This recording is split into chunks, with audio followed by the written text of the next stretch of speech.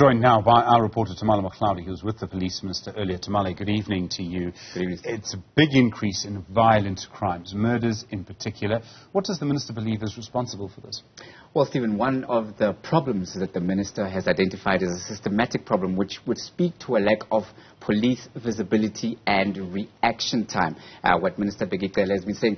He's been saying this consistently also when he's been out on the crime scenes, various crimes that we've seen here in Gauteng, further south, as well as in the mining communities on the west of Johannesburg, saying that he does not physically have enough boots on the ground. He's already appealed to Treasury to say we need more financing, we need to train more cadets. The good news, he says, is that 3,000 new police officers will be down.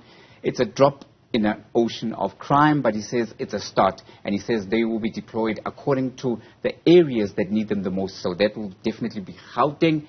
Western Cape is a problem, and of course he says that KwaZulu-Natal is an area. How these will be prioritized depends, of course, on what decisions are made and which various, policing precincts will be needing the manpower. Also, the issue of hardware. Some police stations have been complaining of the fact that they don't have vehicles, they don't have telephones, they don't have police armor in some cases. So this is also something that's going to be hitting the bottom line. He talks about 3,000 more police officers. He's spoken about the DNA, the forensic backlog at the DNA labs.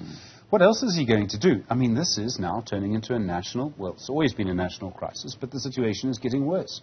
The situation is getting worse, but what he says is that it's also up to the communities to do their bit to try and assist the police officers.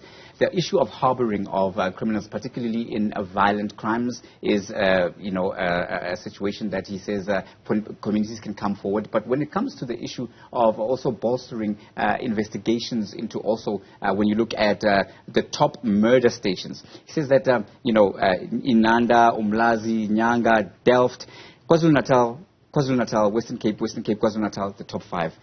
He says these areas, the community can do a big part in terms of doing their bit to assist police officers and not harboring criminals, and also coming forward with information. Many people live in fear that if they do assist, they might face reprisals. He says this is not the case and that people should come forward.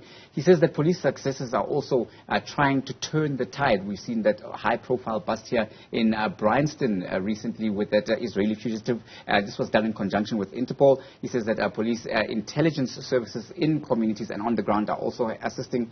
But when it comes to the festive season, people can do their bit. He says when it comes to the issue, particularly when it comes to murders, and it affects GBV. When I talk about GBV, also children, don't leave your children unattended.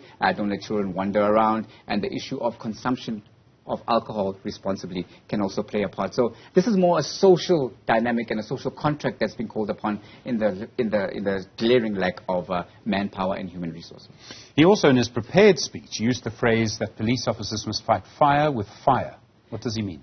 Well, he means that when you look at the cash and transit heists, the more violent crimes, that criminals out there are brazen. Many are very heavily armed. Again, I refer to the issue of the Zama crisis and some of the more cash and transit heists that we see over the upcoming period with the festive season. And he says that constitutionally, South Africa has got a very, very direct and very clear when it comes to in police engagement. When you look at service delivery protests, which have also been on the increase and peaked and reflected in the statistics, police have a mandate to treat those who are protesting peacefully with respect and not infringe on their human rights or their ability to protest. But when it comes to crash and transit heist, those guys mean business. Many of them are heavily armed and they engage in a very robust manner. And he says police officers have got the training and they have got the mandate from the minister himself, and in terms of the constitution, when they are met with fire, to also meet with fire. That means lethal force. So he says that over the festive period, which we see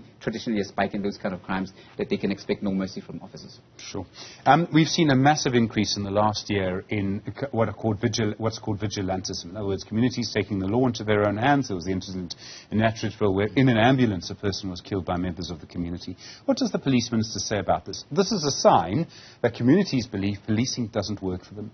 Yes, what Minister is saying is that policing is trying its best with the stretched resources. He's appealing to communities to try and use those systems that are in place to try and assist them. This would be CPFs in the absence of actual police officers. We've heard some shocking stories whereby police officers in some communities have actually refused to go out to crime scenes, saying that they are inundated, they are outgunned, and in some cases they can't get there because there are no vehicles.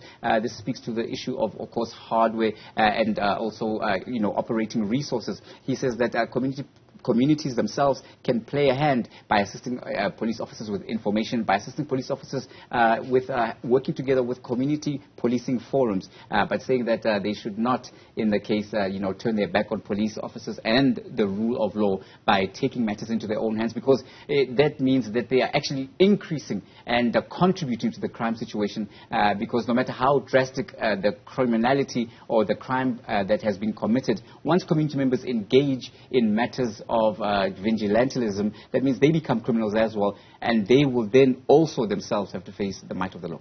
We've seen so much more violent crime. We see the numbers going up and up and up. We spoke to Dr. Jean Redpath at the De La Omar Institute earlier, who suggested that this was also because of the lockdown and the financial hardship as a result. What's happened in the economy, people literally can't find enough food to eat.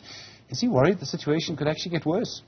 Well, unless there's a drastic turn in terms of the economic situation, in terms of the high unemployment rates that we've seen, and in many communities as well, where you see these type of crimes, Stephen, we see that there's a high density of people in areas and a high competition for resources, with unemployment figures being what they are. These contact crimes are inevitable, and they do lead to these fatalities. But also, one of the issues that has come to the fore is the abuse of drugs and alcohol. The Minister saying that as we head towards the festive season, people should be responsible with their intake of alcohol particularly, and when they are in places of entertainment and they've had enough, rather head home or rather indulge at home where you will be safe, and these contact crimes that are happening in these areas will then be reduced. Apart from that, the reality is that there can't be a police officer on every corner, in every tavern and every place of entertainment. So it really is a hard conundrum to try and solve. Tumaole Mohlaoli, thank you very much indeed. Really do appreciate it, our reporter at that event today.